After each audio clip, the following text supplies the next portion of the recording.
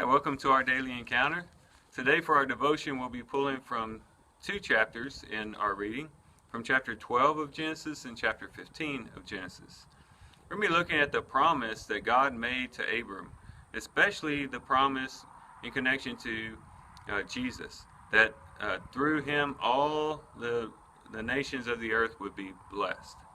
And we do see that in the New Testament being accomplished through Jesus. Through Jesus Christ, salvation has spread to the ends of the earth, Jews and Gentiles. All people now can be saved through Jesus, who was a descendant of Abram.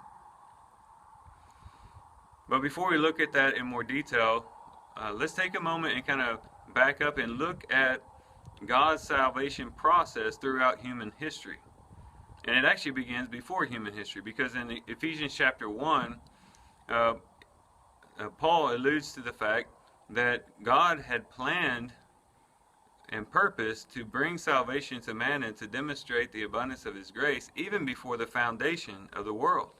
So before he created everything, before Genesis 1:1, God had already had a plan, and he already had it mapped out. So it started with the plan, and then it proceeded to the promise, and that's what we're reading about today.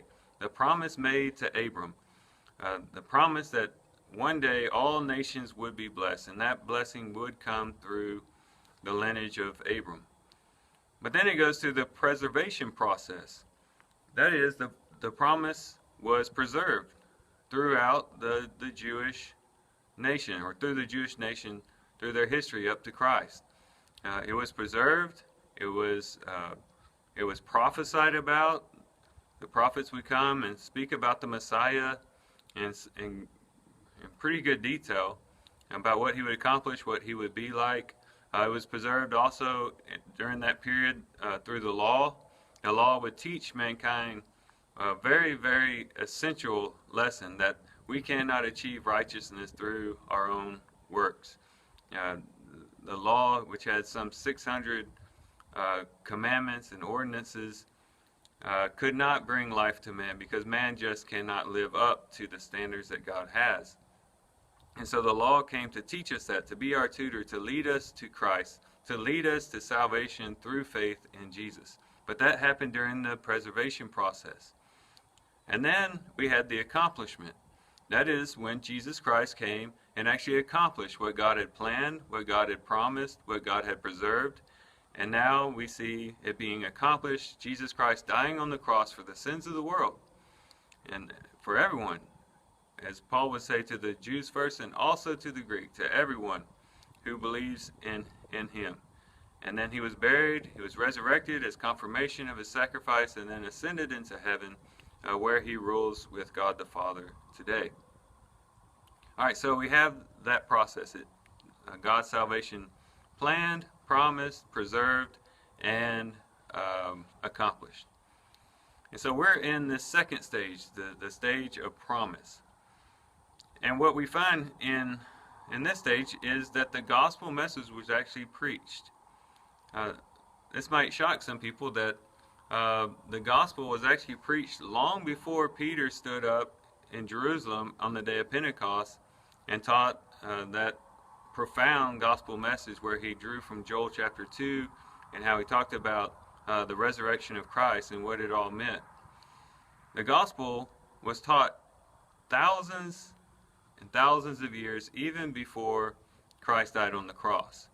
Well, how can I say that? Well, Paul actually said that in the book of Galatians. In Galatians chapter 3, in verse 8, this is what Paul says. It says, the scripture, the scripture foreseeing that God would justify the Gentiles by faith, preached the gospel beforehand to Abraham, saying, all the nations will be blessed in you. So it says God was actually preaching the gospel to Abram when he said, through you all the nations will be blessed. And so Abram received the gospel message. This is the first recorded gospel message given. And what did Abram do with it? What did he do with this promise that God had given him? Well, it says that he believed it. He believed it. In verse 6 of Galatians chapter 3, it says, even so Abraham believed God, and it was reckoned to him as righteousness. And so he becomes the father of everyone who would believe in the gospel message. He was the first to believe in the gospel message. And everyone who follows after him, who believes in the gospel message, has righteousness reckoned to them based upon their faith. And that's the whole point that Paul tries to make. Where there was an overemphasis on the law, Paul was trying to bring them back to recognize that it was truly by faith that a man would receive the righteousness of God. And so Abram here, having the gospel preached to him, believed it. You know, there's a future way in which we believe things, and then there's a past way in which we believe things.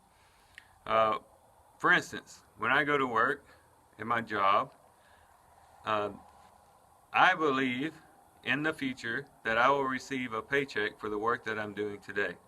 That's me looking forward in the future and believing that my job will pay me. But I also look backward and believe that my job has already paid me for past work that I have done. That's why I can go out and write a check with the belief that the money is in the bank.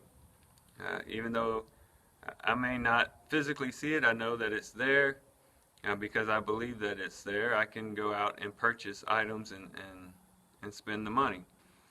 So I can look forward to the paycheck in faith, and I can also look back at the paycheck in faith. And that's kind of how human history was. Abram and his descendants and everyone else who would believe could look forward to the time when Christ would come and accomplish salvation for the whole world.